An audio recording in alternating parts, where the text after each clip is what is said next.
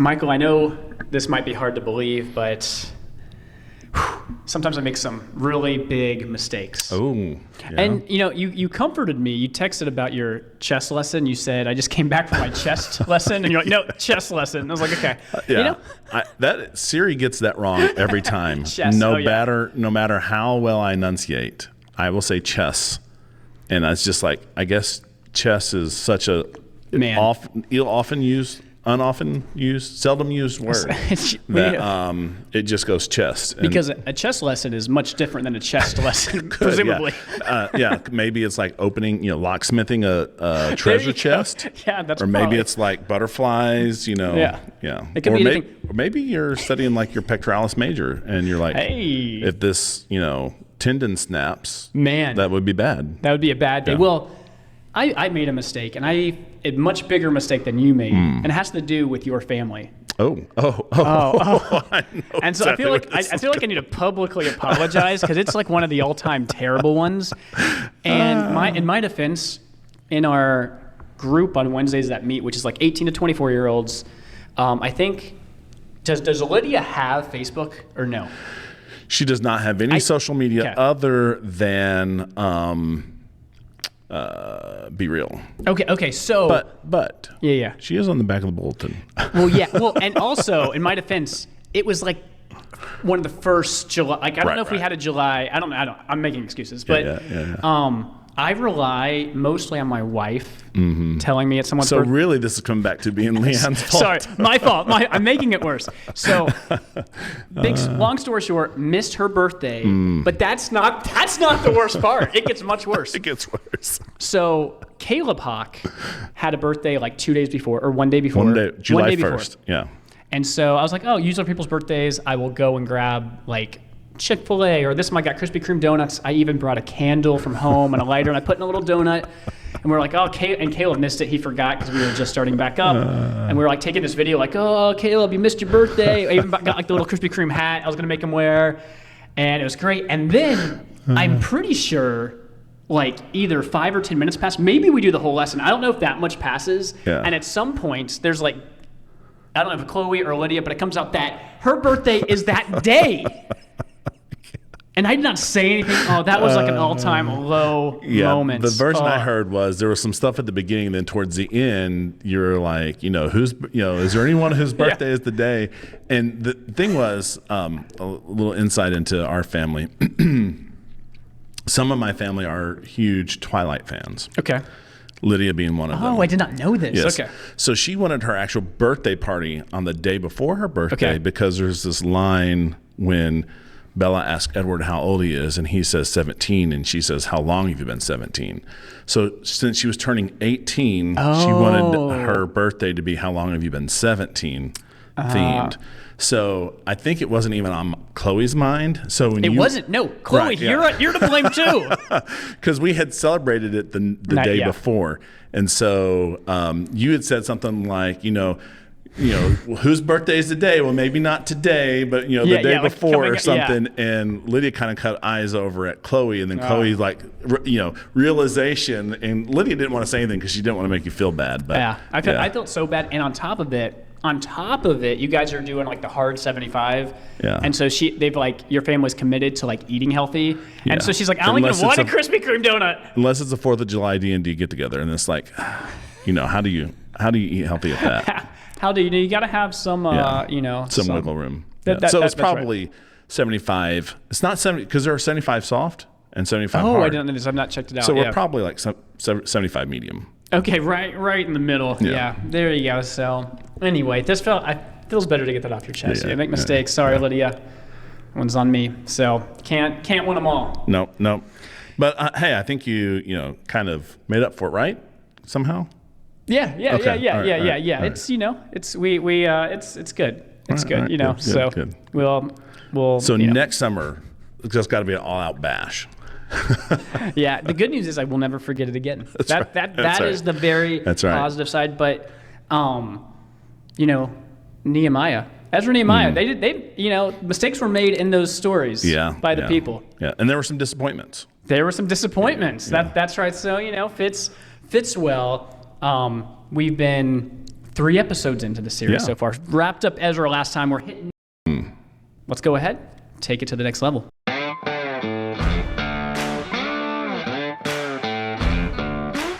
From the hearts of the Low Country in South Carolina. It's the Take Two podcast, where we take theology to the next level. Ezra, Nehemiah. Let's do like a 1 minute recap. What kind of things have we been talking about? And one thing I like about this series is like all the confluence of different Bible books and prophets that are all either going on at this time or like in the ballpark, you know? Yeah.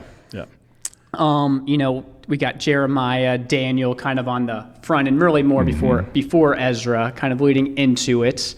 And then during Ezra, Haggai, Zechariah. I did want to read, in Impact, we did go through Zechariah, because I was like, oh, we should do some of these prophets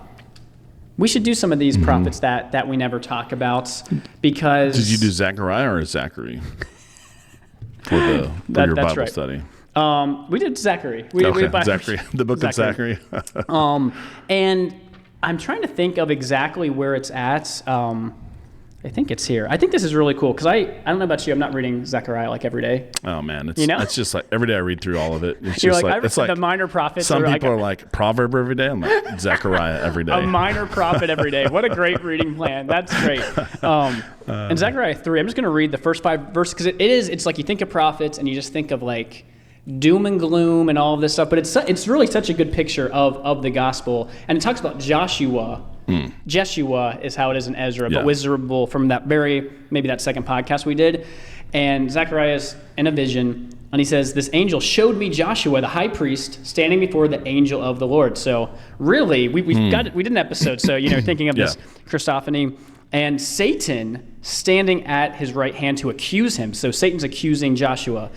And Yahweh said to Satan, "The Lord rebuke you, Satan. The Lord who has chosen Jerusalem rebuke you. Is not this a brand plucked from the fire?"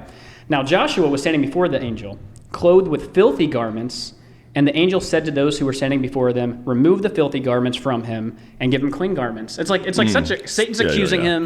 The garments change. It's like, man, it's like almost can't get. That's a pretty clear picture of salvation. In Zechariah, which is great. So I think I'm guilty of not reading all the minor prophets like every day, but really good. And he was one of the prophets during this time. Fast forward, that was really Zerubbabel kind of time frame in Jeshua. Last time we talked about Ezra. This time we talked about Nehemiah. They're pretty close contemporaries of each other. Ezra came in that kind of first wave, and then maybe a few years later, 15 years later or something, Nehemiah is coming to build the wall. Ezra came to restore Torah or worship. And we'll just start. Nehemiah 1. Do you want to read verses 1 through 3? I am happy to do that. We were talking about how every time I open up the Bible app, it says, "Do you love this?" And it's like right when you're wanting to read it, it wants you to rank it. And then so if I know all the Bible app developers are listening, of course. But just send that. Come on, man. Some other time. But that's great. I think I left my Bible at church yesterday. So so I'm reading Nehemiah 1 through 3. Okay. The words of Nehemiah, the son of Hakaliah. Now it happened in the month of Chislev, in the 20th year, while I was in Susa, the capital, that Hanani, one of my brothers, and some men from Judah came, and I asked them concerning the Jews who had escaped and had survived the captivity about Jerusalem. They said to me, "The remnant there in the province who survived the captivity are in great distress and reproach, and the wall of Jerusalem is broken down, and its gates are burned with fire."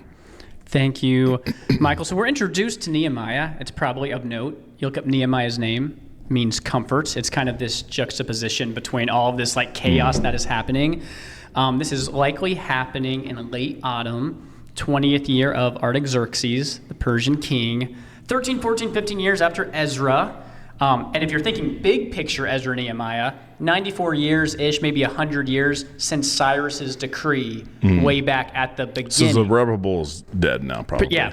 Probably so. Over 70 years since the temple was completed, give or take, 10 or 15 years. Everyone dates it a little bit different. And Ezra has just been there 15 years ago, but things are not going super well from this report. Yeah. It seems like, there's trouble, the wall's broken, the gates burned, all these things. And really, this is probably alluding to 160 years ago, Babylon coming in, destroying Judah. But since then, not a lot of progress has been made. And in those days, a wall is pretty essential to a city. Yeah. It's a sign. Because it's a city-state. Exactly. It is the border. Yeah. It is the border. So you need to build a wall. You do. And if you don't have a wall, it's essentially a sign that you're weak, that you're vulnerable, you are not protected. And if we remember from Zerubbabel and Ezra, there's probably 50,000 plus Jews that have returned to Jerusalem, plus maybe others living kind of nearby-ish, and looks pretty grim. Let's read. I'm going to summarize a little bit of this. Okay. Well, if you want to read verses 4 through 6. When I heard these words, I sat down and wept and mourned for days, and I was fasting and praying before the God of heaven. And I said, I beseech you, O Lord God of heaven, the great and awesome God who preserves the covenant and loving kindness for those who love him and keep his commandments, let your ear now be attentive and your eyes open to hear the prayer of your servant, which I am praying before you now, day and night, on behalf of the sons of Israel, your servants, confessing the sins of the sons of Israel, which we have sinned against you. I and my father's house have sinned. Great. And then if we were to read the second half of that paragraph, he's going to say, we've acted very corruptly. We haven't kept the commandments, the rules, like your servant Moses commanded us. And Moses said, if you're not faithful, you'll be scattered. He's like, we are guilty of all of these things. We really don't deserve anything, but listen to my prayer. Grant mercy to me. And Ezra and Nehemiah, filled with these great, Daniel, Ezra, Nehemiah, have these great prayers. Especially one from Nebuchadnezzar himself. Oh, and even from the non-main characters here. That's pretty amazing. And there's a lot of fasting going on. Like, you see these things that are emphasized. And so a big theme that we've already seen, we'll continue to see, especially in chapter 1, is God's providence, that God stirs the heart of the king over and over, that these kings that really don't love Yahweh, it's not like they are worshiping Yahweh, but they are really fulfilling all these prophecies and working with God's people, really unbeknownst to what they're doing. Yeah, it's like I think it's either Proverbs 18:1 or 21:1. Yeah. But it's like the heart of the king is like the river, and God, his banks, and he just turns it wherever he wants to. I that is like such a great proverb, and this is like so perfectly illustrated here. And then at the end of verse 11, or at the end of chapter 1, we get this phrase, now I was cupbearer to the king. And so you see Nehemiah get this response, gets this news, it's terrible. His response is weeping, he's mourning, he's fasting, he's praying. He cared a lot about this city that probably never been to, but it was like, so ingrained in, all of the Torah and these things, and all these great things in the prayer that we could take more time to unpack, but we won't. And that really brings us to chapter 2. And in Nehemiah chapters 2 through 4, really, we start seeing some rough stuff happen, some opposition, which I think is interesting. A lot of people, they'll go in the leadership direction for Nehemiah, which I don't think is the worst thing in the world. But it's interesting. That's what you were telling me the other day. It's the worst. All the leadership books on Nehemiah, they're the worst. They're the worst. We can't gain anything from them. But you see these two sides of it where God's providence is at work, and the kings are doing exactly what God wants them to do. But then on the other side, they run into a lot of opposition. But Nehemiah's got some fortitude. He's pushing through this. Is that a lesson for us? Like, it could be God's will for us to do something, but it doesn't mean that it's just going to be easy peasy cakewalk. Yeah, and it doesn't even turn out great in the end, but it seemed like Nehemiah should have been doing this too. It's kind of confusing, right?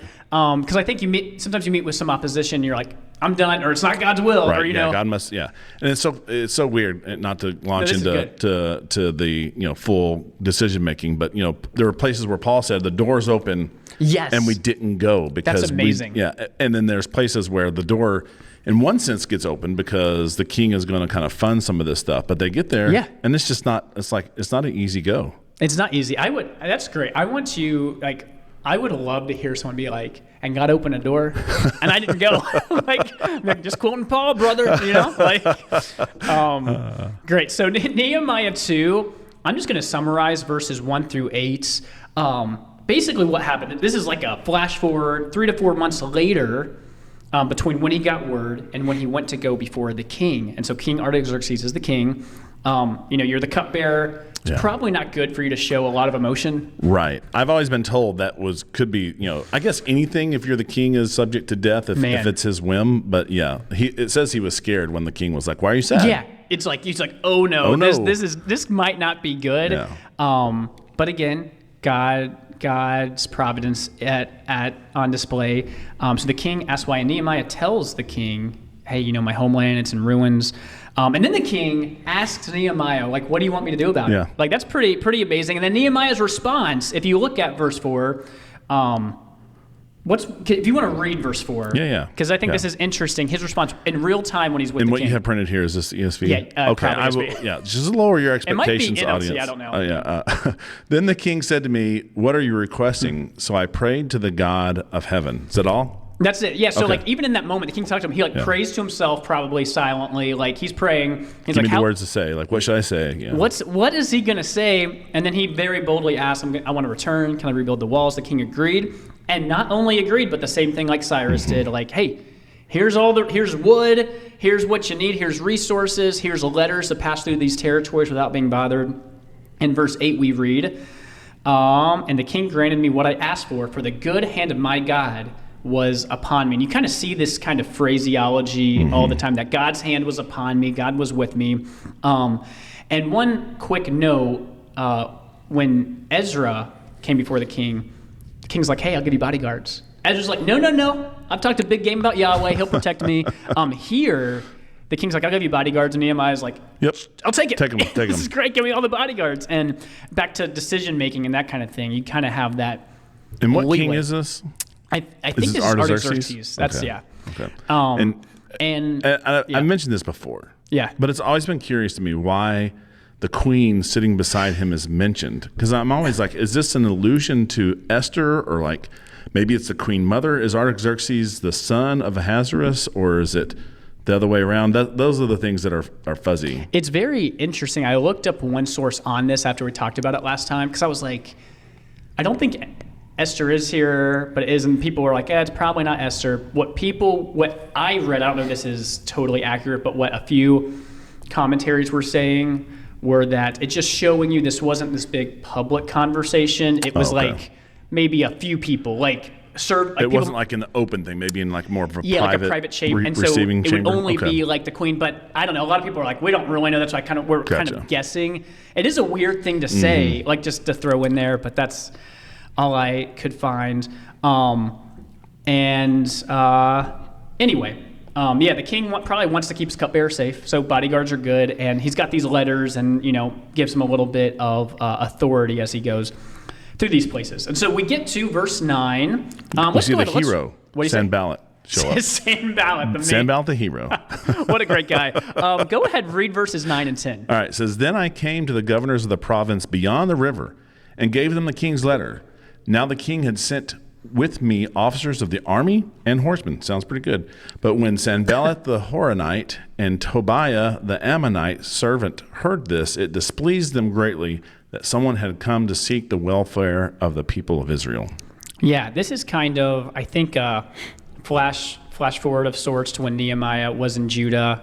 They made it. Well, I guess we're flash forward. They made it all the way there, safely made it, but almost like right away, these people, Sanballat and Tobiah, are like, don't love it. This is not great. And then in verses 11 through 16, what Nehemiah does is kind of this like undercover mission kind of. 3 days, he's not very vocal about it, but he kind of inspects the city at night. He's not telling anyone what he's doing, seeing how bad they were, how they were broken down, destroyed by fire. But he didn't tell the Jews, the priests, the nobles, the officials, or the rest. He was just assessing. So this is where the leadership comes in, where people are like, you always assess. I mean, it's not, and I don't think this is bad. This preaches kind of, you know what I mean? Take stock of it. You don't have to jump into things right away. You need to prioritize or get a lay of, especially he had, presumably not spent a lot of time in Jerusalem. And then we won't keep doing this because we will need to start moving faster. But if you want to read verses 17 through 20. Okay. says, "Then I said to them, you see the trouble we are in, how Jerusalem lies in ruins with its gates burned. Come, let us build the wall of Jerusalem, that we may no longer suffer derision. I told them of the hand of my God that had been upon me for good, and also of the words that the king had spoken to me. And they said, let us rise up and build. So they strengthened their hands for good work. But when Sanballat the Horonite and Tobiah the Ammonite servant," that's a funny read, "and Geshem the Arab heard of it, they jeered at us and despised us and said, what is this thing that you are doing? Are you rebelling against the king? Then I replied to them, the God of heaven will make us prosper, and we, his servants, will arise and build. But you have no portion or right or claim in Jerusalem." This is great. This is like straight out of a movie. He's like rallying the troops. Everyone's on board, but the enemies are stepping forward, and they're saying, hey, we're gonna prevail. That leads us into Nehemiah 3-4, and we can start moving pretty quickly here. Read this. There's a lot of names. It's almost like a tedious list that's very hard to pronounce some of these names. But you got to think, like, why is this in here? It's not like the author's like, I'm just going to throw in some trickery here. But I think it points to the historicity in one sense. You know, they're recording all of this, but you see all these different gates. They're all being consecrated. Lots of gates. You can look in study Bibles, and they'll kind of like try to give you a picture of all the different gates they were working on. You know, gates were the center of commerce in those days. You do business there. So the wall gates, not just for military defense, but for all sorts of different things. Yeah. Also, like, weren't like court hearings and stuff, like heard in the gate all and the stuff? business. Like legal proceedings. Yeah. I think you're exactly right.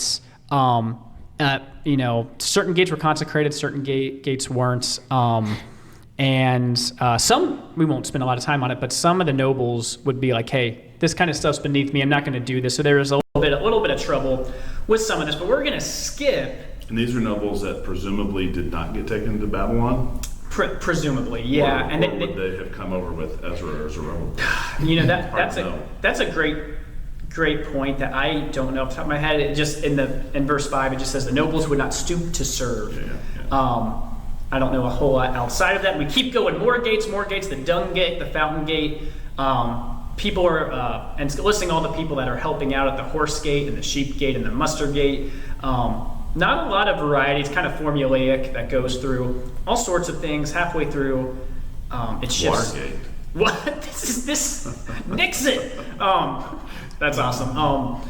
They start repairing some houses. Priests were assigned, and then this is also the leadership thing. He assigned like priests to work on their own house, so maybe they'd be presumably more motivated to build this quickly and do a good job. And all this together is like 26 acres or so. Oh yeah, Jerusalem. It's not huge. It's not a huge place, yeah. Especially this. It's like smaller than Jerusalem today. Right, you know. Right, yeah. So yeah, Rome comes and they expand some stuff, and but this is fairly small, like 26. Yeah, no more than 50 we should look that up in the break between the next one and see exactly where we're at, because it's something like crazily small. So that's all of Nehemiah 3. Nehemiah 4, we kind of get to some more opposition. Sanballat is angry, greatly enraged. He jeers at the Jews. We get another prayer. Hear, O our God, we're being despised.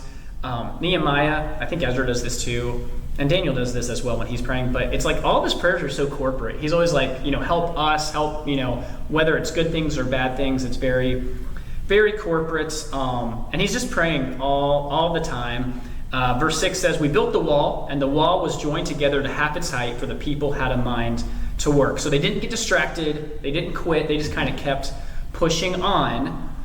If you want to read verses 7 through 9, go for it, because we see those two, foes up here once again. But when Sanballat and Tobiah and the Arabs and the Ammonites and the Ashdodites heard that the repairing of the walls of Jerusalem was going forward and that the breaches were beginning to be closed, they were very angry. And they all plotted together to come and fight against Jerusalem and to cause confusion in it.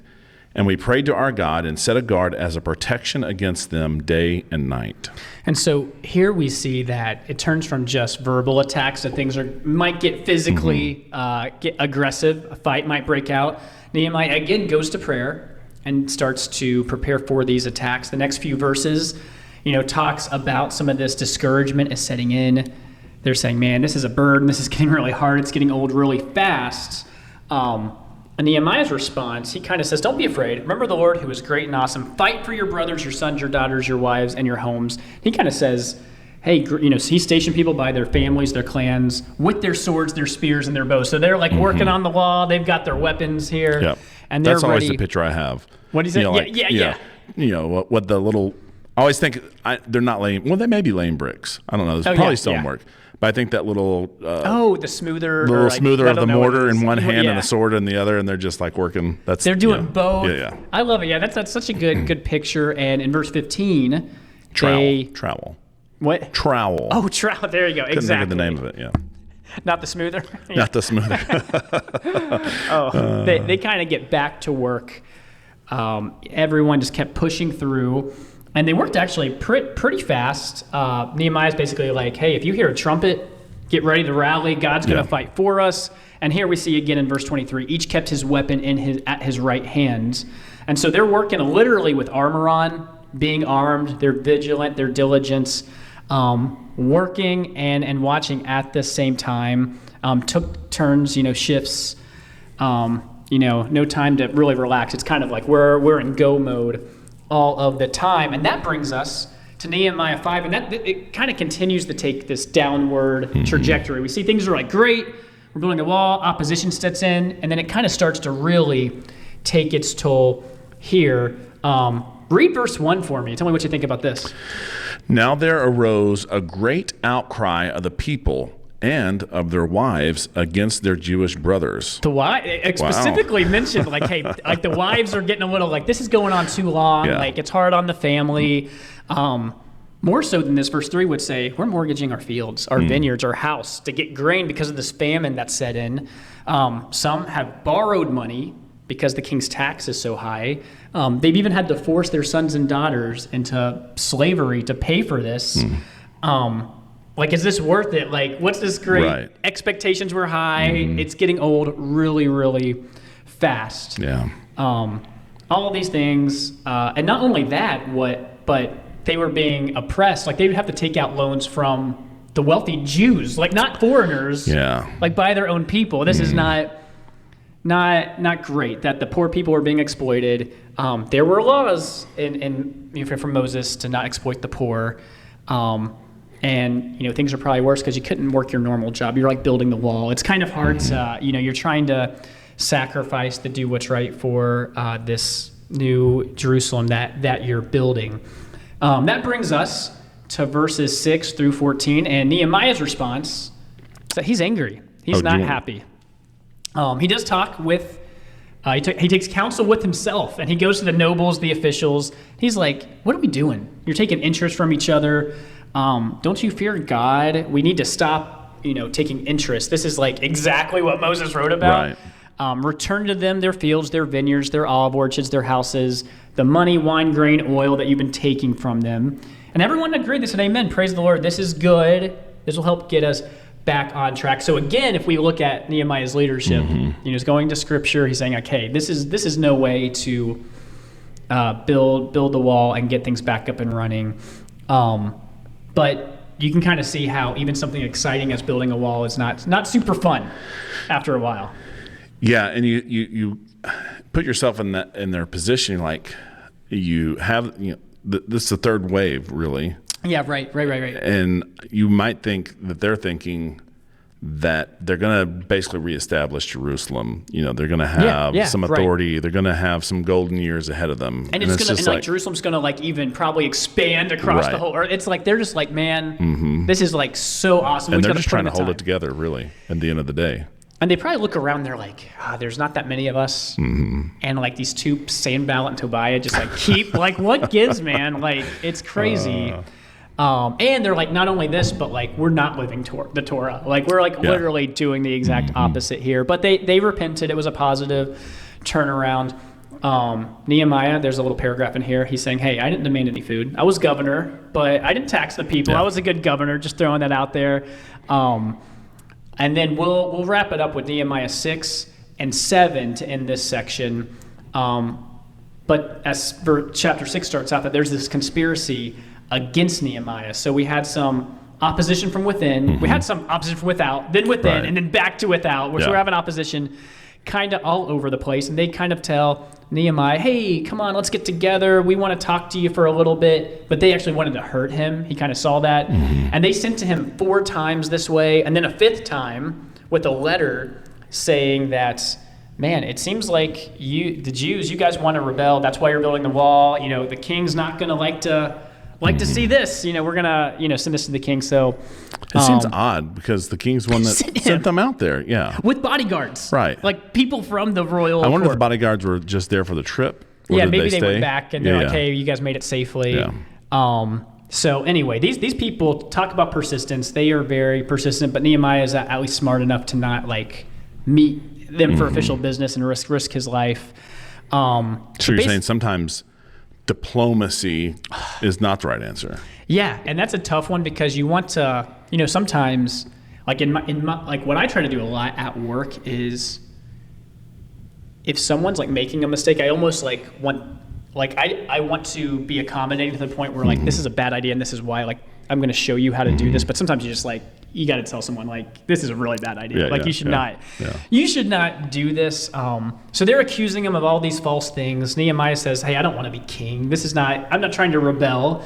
They just want to scare him with these lies. And this whole section ends with prayer, if you could have guessed it.